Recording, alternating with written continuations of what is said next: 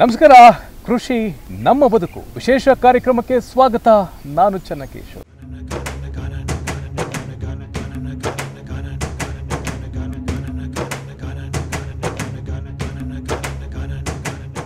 ನನ್ನ ಹಿಂಬದಿಯಲ್ಲಿ ನೋಡ್ಬೋದು, ಹಲಸಿನ ಗಿಡದ ಪಕ್ಕದಲ್ಲಿ ಕೂತಿದ್ದೀನಿ. ಹೈಬ್ರಿಡ್ ತಳಿ ಈ ಹಲಸು.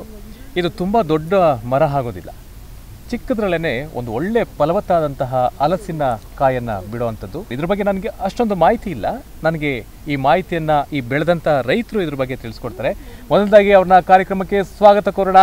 ಮಧುಕೃಷ್ಣ ಅವರು ಒಂಥರ ಮಾದರಿ ರೈತರು. ಈ ಹಲಸಿನ ಗಿಡಗಳ ವಿಶೇಷತೆ ಬಗ್ಗೆ ದಯಮಾಡಿ ನಮ್ಮ ಎಲ್ಲ ರೈತ ಬಂಧುಗಳಿಗೆ ಹಾಗೆ ನಮ್ಮ ವಾಹಿನಿಯ ಎಲ್ಲ ಸ್ನೇಹಿತರಿಗೆ ತಾವು ತಿಳಿಸ್ಕೊಡ್ಬೋದು. ಏನಂದರೆ ವ್ಯವಸಾಯದಲ್ಲಿ ಬೇರೆ ಥರ ಬೆಳೆಗಳೆಲ್ಲ ಬೆಳೀತಾ ಇದ್ದೀವಿ ಸರ್. ಬೆಳೀತಾ ಇದ್ದರೆ ಲೇಬರ್ಸ್ ತುಂಬ ಪ್ರಾಬ್ಲಮ್ ನಮಗೆ. ನಾವು ಯಾವುದೇ ಮಾಡಿದ್ರೂ ಸಂಪಾದನೆ ಬಂಡವಾಳ ಹಾಕ್ತೀವಿ, ಮಾಡೋಕ್ಕಾಗಲ್ಲ. ದೊಡ್ಡ ಸಮಸ್ಯೆ ಆಗ್ಬಿಟ್ಟೈತೆ. ಬಂಡವಾಳ ಹಾಕೋದಕ್ಕೆ ಏನು ಪ್ರಾಬ್ಲಮ್ ಏನಿಲ್ಲ, ಬಟ್ ಏನಂತಾರೆ ಲೇಬರ್ಸ್ ಎಲ್ಲ ದೊಡ್ಡ ಸಮಸ್ಯೆ. ಅದಕ್ಕೋಸ್ಕರ ಏನು ಮಾಡಿದ್ವಿ ಅಂತಂದರೆ, ಇವತ್ತು ಬರ್ತೀವಿ ಅಂತಾರೆ, ಬರೋದಲ್ಲ. ನಾಳೆ ಬರ್ತೀವಿ ಅಂತಾರೆ, ನಾಳೆ ಬರೋಲ್ಲ. ಏನು ಹೂವು ಕೊಯ್ಯೋದಕ್ಕೇನು ಸ್ವಲ್ಪ ಸಮಸ್ಯೆ ಮಾಡಿಬಿಟ್ರು. ಮೊನ್ನೆ ಒಳ್ಳೆ ರೇಟ್, ಮೊನ್ನೆ 250 ರೂಪಾಯಿ ರೇಟ್ ಇದ್ದಿದ್ದು 2 ದಿವಸ ಮಿಸ್ ಮಾಡಿಬಿಟ್ರು. ಮಾಡಿದ್ದಕ್ಕೆ ಏನಾಯಿತು, ತಿರ್ಮತ್ತು ರೇಟ್ ಕಡಿಮೆ ಆಗಿಬಿಡ್ತು. ಈ ಥರ ಸಮಸ್ಯೆ ಇತ್ತು ನಮಗೆ. ತಾಯಿ ಹೈಬ್ರಿಡ್ ಅಂತೇಳಿ ಅವರೊಂದು ಕೇರಳವರು ಒಂದು ಪರ್ಚೇಸ್ ಮಾಡಿದ್ರೆ 250 ರೂಪಾಯಿ ಒಂದು ಗಿಡ ಬಂದು 250 ರೂಪಾಯಿ. ಆಮೇಲೆ ನಾವು ಬೇರೆ ಕಡೆನೂ ವಿಚಾರ ಮಾಡಿದ್ವಿ. ಆರ್ಗ್ಯಾನಿಕ್ ಟೈಪು ಅಂತಂತಂದರೆ ಜೀವನದಲ್ಲಿ ಮುಂದೆ ಫ್ಯೂಚರು ನಂಬರ್ 1 ಆಗಿರ್ತೈತೆ ಅನ್ನೋ ಒಂದು ಕಾರಣ ಎಲ್ಲ. ಯಾಕಂದರೆ ಭೂಮಿಗೆ ನಾವೆಲ್ಲ ಕೆಮಿಕಲ್ ಹಾಕ್ತಾಯಿದ್ದೀವಿ. ಕೆಮಿಕಲ್ ಹಾಕ್ಬಿಟ್ಟು ಭೂಮಿನ ಒಂದಷ್ಟು ಹಾಳು ಮಾಡ್ತಾಯಿದ್ದೀವಿ. ಅದು ಯೋಚನೆ ಮಾಡಿಬಿಟ್ಟು ಇದ್ರ ಬಗ್ಗೆ ಎಲ್ಲ ಯೋಚನೆ ಮಾಡಿಬಿಟ್ಟು ತಾಯಿ ಹೈಬ್ರಿಡ್ ಹಲಸಿನ ಗಿಡನೇ ಬೆಳೆಯೋಣ ಅಂತೇಳ್ಬಿಟ್ಟು ಒಂದು ಯೋಚನೆ ಮಾಡಿದ್ವಿ. ಯಾಕಂತಂದರೆ ಅದಕ್ಕೆ ಕ್ಯಾನ್ಸರ್ ಪೌಡ್ರ್ ಮಾಡ್ಬೋದು. ಮುಂದಿನ ದಿನಗಳಲ್ಲಿ ಕ್ಯಾನ್ಸರ್ ಯಥೇಚ್ಛವಾಗ್ತೈತೆ ನಮ್ಮ ಇದರಲ್ಲಿ ಅನ್ನೋದು ಒಂದು ಯೋಚನೆ ಐತೆ. ಯಾಕೆಂತಂದರೆ ಭೂಮಿಗೆ ನೈಟ್ರೋಜನ್ಗಳು ಬಿಡ್ತೀವಿ. ನೈಟ್ರೋಜನ್ ಬಿಟ್ಟು ಕೆಮಿಕಲ್ ಔಷಧಿಗಳು ಹೊಡಿತೀವಿ. ಕೆಲವು ಔಷಧಿಗಳು ಹೊಡೆದಾಗ ಏನಾಗ್ತೈತೆ ಅಂದರೆ ನಾವೆಲ್ಲ ಥರದ್ದು ಸೇಫ್ಟಿ ಮಾಡ್ಕೋಬೇಕು. ಸೇಫ್ಟಿ ಮಾಡ್ಕೊಳ್ಳೋದಕ್ಕೆ ನಾವೇನು ಮಾಡ್ತೀವಿ, ಒಂದು ಥರವಾಗಿ ಸೇಫ್ಟಿ ಮಾಡ್ಕೊಳ್ಳದೆ ಏನು ಮಾಡ್ತೀವಿ ಅಂತ ಅಂದ್ಬಿಟ್ಟು ಹೊಡಿಯೋಕೆ ಹೋಗ್ತೀವಿ, ಕೈಗೆ ಬೀಳ್ತೈತೆ. ಕ್ಷಣಕ್ಕೆ ನಮಗೆ ಒಳ್ಳೆ ನಾವು ಔಷಧಿ ಹೊಡಿಬೇಕು ಅಷ್ಟೇ. ನಾವು ನಮ್ಗೆ ಔಷಧಿ ಹೊಡಿಬೇಕು, ಒಳ್ಳೆ ಇಳುವರಿ ಬೇಕು. ಒಂದು ಬೆಳೆ ಮಾಡಿದ್ರು. ಹೌದು. ಅದಕ್ಕೋಸ್ಕರ ಏನು ಮಾಡ್ತೀವಿ ಅಂದರೆ, ನಮಗೆಲ್ಲ ಔಷಧಿ ಹೊಡಿಬೇಕು, ಇಷ್ಟೊತ್ತು ಮುಗಿದೋಗ್ಬೇಕು ಅನ್ನೋ ಒಂದು ಕಾರಣಾಂತರದಿಂದ ನಾವೇನು ಮಾಡ್ತೀವಿ, ಸೇಫ್ಟಿ ಮಾಡ್ಕೊಳ್ಳಲ್ಲ. ಈ ಸ್ಕಿನ್ ಮೇಲೆ ಬೀಳಂಗಿಲ್ಲ, ಮುಖದ ಮೇಲೆ ಬೀಳಂಗಿಲ್ಲ, ಶ್ವಾಸಕೋಶದಲ್ಲಿ ಒಳಗಡೆ ಹೋದ್ರೂ ಪ್ರಾಬ್ಲಮ್ ಆಗ್ತೈತೆ, ಕಣ್ಣಿನ ಮೇಲೆ ಬೀಳಂಗಿಲ್ಲ. ಈ ಥರ ಸಮಸ್ಯೆಗಳಿರ್ತೈತೆ. ಅದಕ್ಕೋಸ್ಕರ ಏನು ಮಾಡಿದ್ವಿ ಅಂದರೆ, ಯಾಕಪ್ಪ ಇರೋ ಒಂದು ಜೀವಕ್ಕೋಸ್ಕರ ಇಷ್ಟೊಂದು ಬಾಧೆ ಇಟ್ಕೊಂಡು ಸ್ವಲ್ಪ ತುಂಬ ಕಷ್ಟ ಆಗ್ತೈತೆ. ಇದು ಒಂದು ರೀತಿನಲ್ಲಿ ಚೆನ್ನಾಗೈತೆ ಆರ್ಗ್ಯಾನಿಕ್ ಟೈಪ್ ಅನ್ನೋ ಒಂದು ಕಾರಣದಿಂದ ಪೌಡ್ರ್ ಮಾಡೋದು ಮುಂದೆ ಜನಗಳಿಗೆ ಒಂದು ಚೆನ್ನಾಗಿರುತ್ತೆ ಅನ್ನೋ ಒಂದು ಆರ್ಗ್ಯಾನಿಕ್ ಟೈಪ್ನಲ್ಲಿ ಅಂದರೆ ಚೆನ್ನಾಗಿರುತ್ತೆ ಅನ್ನೋ ಒಂದು ಕಾರಣದಿಂದ ನಾವೇನು ಮಾಡಿದ್ವಿ, ಹಲಸಿನ ಗಿಡ 1 ಎಕರೆಗೆ ಇರಲಿ ಅಂತ ಮಾಡಿದ್ವಿ. ಇನ್ನೂ ಇದನ್ನು ಕರೆಕ್ಟಾಗಿ ಇನ್ನೂ ಮಾಹಿತಿ ತಗೊಂಡು ಇನ್ನೂ 1 ಎಕರೆ ಮಾಡಬೇಕು ಅನ್ನೋ ಒಂದು ಯೋಚನೆ ಇದ್ದೀವಿ. ಇನ್ನೂ ಒಂದು ಎಕರೆಗೆ ಮಾಡಬೇಕು, ಪ್ರಾಯೋಗಿಕ ಮಾಡಬೇಕು. ಬೇರೆ ಬೇರೆ ಕಡೆ ವಿಚಾರ ಮಾಡ್ತಾ ಇದ್ದೀವಿ. ಅಲ್ಲೇನಾದರೂ ಒಳ್ಳೆ ಡಿಮ್ಯಾಂಡ್ ಚೆನ್ನಾಗೈತೆ ಅಂತ ಹೇಳಿದ್ರು. ನಮಗೆ ಅಗ್ರಿಮೆಂಟ್ KG 30 ರೂಪಾಯಿ ಅನ್ನೋ ಕಾರಣ ಅಗ್ರಿಮೆಂಟ್ 30 ರೂಪಾಯಿ ಅಂತ ಮಾಡ್ಕೊಂಡಿದ್ದಾರೆ ಅವರು. ಬೈಬ್ಯಾಕ್ ಅಂದರೆ ಅಗ್ರಿಮೆಂಟ್ ಸಮೇತ ಅವರೇ ಕೊಟ್ಟಿದ್ದಾರೆ. ಕಂಪ್ನಿಯವರೇ ಅಗ್ರಿಮೆಂಟು ಕೊಟ್ಟಿದ್ದಾರೆ. KG 30 ರೂಪಾಯಿ. ರೇಟ್ ಜಾಸ್ತಿ ಇದ್ದರೆ ಹೆಚ್ಚಿಗೆ ಹಾಕಿ ಕೊಡ್ತೀವಿ, ಕಡಿಮೆ ಇತ್ತಂದರೆ 30 ರೂಪಾಯಿ ಮಿನಿಮಮ್ ಹಾಕಿ ಕೊಡ್ತೀವಿ. 5 ವರ್ಷಕ್ಕೆ ಒಂದು ರಿನ್ಯೂವಲ್ ಮಾಡ್ತೀವಿ ಅಂತೆಲ್ಲ ಹೇಳಿದ್ದಾರೆ. ಆ ಒಂದು ಕಾರಣದಿಂದ ಚೆನ್ನಾಗೈತೆ ಇದು ಮುಂದೆ ನಮಗೆ, ಯಾಕಂದರೆ ಫ್ಯೂಚರ್ ಚೆನ್ನಾಗಿರುತ್ತೆ ಅಂತ ಯೋಚನೆ ಮಾಡ್ತೀವಿ. ಎಷ್ಟು ವರ್ಷದ ಗಿಡ ಸರ್ ಇದು? ಸರ್ ಕರೆಕ್ಟಾಗಿ ನಾವು ಉಣ್ಬಿಟ್ಟು ಒಂದು 9 ತಿಂಗಳಾಗೈತೆ ಅಷ್ಟೇ. ಇದು 9 ತಿಂಗಳು ಅಷ್ಟೇ ಸರ್.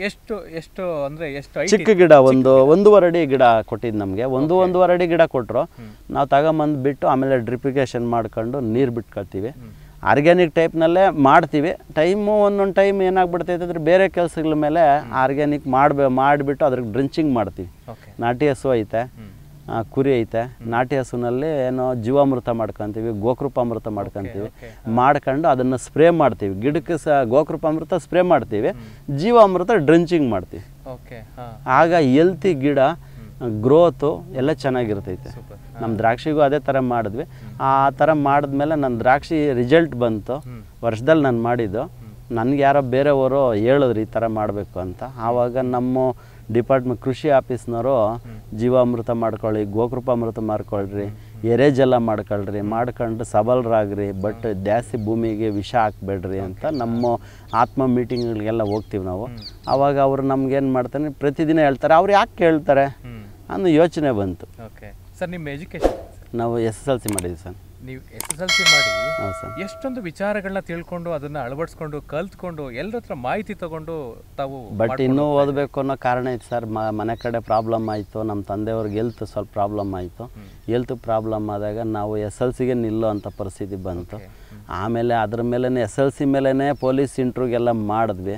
ಮಾಡಿ 8 ಇಂಟ್ರ್ಯೂ ಮಾಡಿದೆ ಸರ್. 8 ಇಂಟ್ರ್ಯೂ ಮಾಡಿದೆ. ಪೊಲೀಸ್ಗೂ ಸೆಲೆಕ್ಷನ್ ಆದೆ. ಬಟ್ ಬೇಡ ಅಂತಂದು ಯೋಚನೆ ಮಾಡ್ಕೊಂಡು ವ್ಯವಸ್ಥೆ ಏನು ಪ್ರಾಬ್ಲಮ್ ಇಲ್ಲ. ನಮ್ಮ ತಂದೆಯವ್ರಿಗೆ ಪ್ರಾಬ್ಲಮ್ ಆಯಿತು. ಪ್ರಾಬ್ಲಮ್ ಅಂದ್ರೆ ನಮ್ಮಣ್ಣ ಟೀಚರ್ ಆಗಿದ್ರು. ನಮ್ಮಣ್ಣ ಟೀಚರ್ ಆಗಿದ್ದಾಗ ಅವ್ರು ಗುಲ್ಬರ್ಗನಲ್ಲಿದ್ದರು. ಅಲ್ಲಿ ಗುಲ್ಬರ್ಗನಲ್ಲಿದ್ದಾಗ ನಮ್ಮ ತಂದೆಯವರು ಆಕಸ್ಮಿಕವಾಗಿ ಒಂದು ಸೀರಿಯಸ್ ಆಗಿಬಿಟ್ರು. ಆ ಕಾರಣದಿಂದ ನಾವು ಆಮೇಲೆ ಎಲ್ಲ ನಾವೇ ನೋಡ್ಕೊಳ್ಳೋಂಥ ಪರಿಸ್ಥಿತಿ ಬಂತು. ಬಟ್ 14 ಎಕರೆ ಜಮೀನು ಐತೆ. 14 ಎಕರೆ ಜಮೀನಲ್ಲೂ ವ್ಯವಸಾಯ ಮಾಡಬೇಕಲ್ಲ. ಅದಕ್ಕೋಸ್ಕರ ಏನು ಮಾಡಿದ್ವಿ, ವ್ಯವಸಾಯನೇ ಚೆನ್ನಾಗೈತೆ. ಅದು ಸ್ವಲ್ಪ ಕಷ್ಟನೋ ಸುಖನೋ ಮುಂದೆ, ಯಾಕಂತಂದರೆ ನಮ್ಮ ಹೆಲ್ತಿನೂ ಚೆನ್ನಾಗಿರುತ್ತೆ ಅನ್ನೋ ಕಾರಣಾಂತರದಿಂದ ನಾವು ಅದನ್ನು ಎಲ್ಲ ತಿಳ್ಕೊಂಡು ನಾನು ಪೊಲೀಸ್ ಕೆಲಸ ಬೇಡ ಅಂತ ಹೇಳ್ಬಿಟ್ಟು ಅಂದ್ಕೊಂಡು ಮತ್ತೆ ಈಗ 14 ಎಕರೆನೂ ಕೂಡ ನೀವು ವ್ಯವಸಾಯ ಮಾಡ್ತಾ ಇದ್ದೀರಾ? ಇಲ್ಲ ಸರ್, ನಾವು ಒಂದು 7 ಎಕರೆ ಮಾಡ್ತಾ ಇದ್ದೀವಿ. ಇನ್ನು ಉಳಿದಿದ್ದು ನಮ್ಮ ಅಣ್ಣನಿಗೆ ಭಾಗ. ರಾಗಿ ಒಂದು 3 ಎಕರೆಗೆ ಮಾಡ್ತೀವಿ. ಅದು ರಾಗಿನೂ ಒಳ್ಳೆ ಸೂಪರಾಗಿ ಮಾಡ್ತೀವಿ. ಮಾಡಿದ್ರೆ ಏನೋ ಬೇರೆ ಬೇಸಾಯ ಏನು ಹೆಚ್ಚಾಗಿ ಹಾಕಲ್ಲ ನಾವು. ಭೂಮಿಗೆ ಹೆಚ್ಚಾಗಿ ಯೂರಿಯಾ ಹಾಕಲ್ಲ. ನಾನು 8 ವರ್ಷ ಆಯಿತು ಯೂರಿಯಾ ಭೂಮಿಗೆ ಅಲ್ಲಿ ರಾಗಿಗೆ ಹಾಕ್ಬಿಟ್ಟು. ಮತ್ತು ತಿರ್ಗಾ ಸೀಮೆ ಹುಲ್ಲು ಬೆಳ್ಕೊಂತೀವಿ. ಅದು ಜೀವಾಮೃತ ಮಾಡೇ ಅಟ್ಕೊತೀನಿ. 2 ವರ್ಷ ಆಗೈತೆ. ಸೀಮೆ ಹುಲ್ಲಿಗೆ ಬೇಸಾಯ ಹಾಕ್ತಾರೆ ಕೆಲವರು. ಬಟ್ ನಾನು ಇದನ್ನು ಕೇಳಿದ್ಮೇಲೆ 2 ವರ್ಷದಿಂದ ಮಾಮೂಲಿ ಜೀವಾಮೃತ ಮಾಡ್ಕೊಂಡೆ ಡ್ರಂಚಿಂಗ್ ಮಾಡ್ಕೊತೀನಿ. ಡ್ರಂಚಿಂಗ್ ಮಾಡ್ಕೊಂಡು ಅದನ್ನು ಡ್ರಂಚಿಂಗ್ ಮಾಡೇ ಬೆಳಿತೀನಿ. ಸೀಮೆ ಹುಲ್ಲು ಸುಮಾರು ನನ್ನ 2ರಷ್ಟು ಹೈಟ್ ಬರುತ್ತಾ, ಒಂದು 10 ಅಡಿ ಸೀಮೆ ಹುಲ್ಲು ಬರ್ತೈತಿ. ಕೃಷಿ ಆಫೀಸ್ನವರು ಬಂದಿದ್ರು. ಬಂದು ನಮ್ಮನ್ನೆಲ್ಲ ನೋಡಿಬಿಟ್ಟು ಚೆನ್ನಾಗಿತ್ತಪ್ಪ, ನೀನು ಒಳ್ಳೆ ಸೆಲೆಕ್ಷನ್ ಆಗ್ತೀಯ ಅಂತ ಹೇಳ್ಬಿಟ್ಟು ನಮ್ಮ ಸೆಲೆಕ್ಷನ್ ಮಾಡ್ಕೊಂಡು ಹೋಗೋರೆ. ನಾವು ಇರೋದು ಒಬ್ಬರು, ಆದರೂ ನನ್ನ ಹಿಂದಗಡೆ ಮಾಡೋದು ನಮ್ಮ ಮಿಸ್ಸಸ್ ಒಬ್ಬರು ಬರ್ತಾರೆ. ಇನ್ನು ಉಳಿದಿದ್ದೆಲ್ಲ ನಾವೇ ಮಾಡ್ತೀವಿ. ಎಷ್ಟು ಜನ ಕೆಲಸದವರೆಲ್ಲ ಬರ್ತಾರೆ ಸರ್? ಲೇಬರ್ಸ್ ಮೇಲೆ ಡಿಪೆಂಡ್, ಯಾವುದೇ ಕಾರಣಕ್ಕೂ ಮಾಡಲ್ಲ ಸರ್. ಈಗ ಬಂದಾಗ ಯೂಸ್ ಮಾಡ್ಕೊತೀವಿ, ಬರೆದಿದ್ದಾಗ ಬಿಟ್ಬಿಡ್ತೀವಿ. ಅವ್ರ ಮೇಲೆ ಡಿಪೆಂಡ್ ಆಗೋಂಗಿಲ್ಲ. ನಮ್ಮದು ದ್ರಾಕ್ಷಿಗೆ ಒಂದಕ್ಕೆ ಸ್ವಲ್ಪ ಯೂಸ್ ಮಾಡ್ಕೊತೀವಿ. ಇದಕ್ಕೂ ದಾಳಿಂಬೆ ಮಾಡಬೇಕು ಅನ್ನೋ ಪ್ಲ್ಯಾನಿಂಗ್ ಇತ್ತು. ದಾಳಿಂಬೆ ಬೇಡ, ಔಷಧಿಗಳೆಲ್ಲ ನಾನು ಒಬ್ಬನ ಸ್ಪ್ರೇ ಮಾಡೋದೆಲ್ಲ ಕಷ್ಟ ಆಗಿಬಿಡುತ್ತೆ ಅಂತ ಹೇಳ್ಬಿಟ್ಟು ದಾಳಿಂಬೆಗೆ ಬೇಡ. ಇನ್ನು ಯಾಕೆಂದರೆ ಮೊನ್ನೆ ದಾಳಿಂಬೆ ಸಿಕ್ಕಾಪಟ್ಟೆ ಉಣಿದ್ದಾರೆ. ಅದಕ್ಕೋಸ್ಕರ ಒಂದು 2 ವರ್ಷ ರೆಸ್ಟ್ ಕೊಡೋಣ. ಮತ್ತೆ ಅಲ್ಲಿ 3 ಎಕರೆ ಐತೆ, ಮಾಡಬೇಕು ಅನ್ನೋ ಯೋಚನೆನೂ ಐತೆ. ಬಟ್ ಈಗ ಸದ್ಯಕ್ಕೆ ಇದನ್ನು ಮಾಡ್ತಾ ಇದ್ದೀವಿ. ಈ ಗಿಡದೊಳಗಡೆನೆ ಈ ಹೂವು ಎಲ್ಲ ಬೆಳೆದಿದ್ದೀರಿ. ಓಕೆನಾ? ಇದು ಗಿಡಕ್ಕೇನು ಸಮಸ್ಯೆ?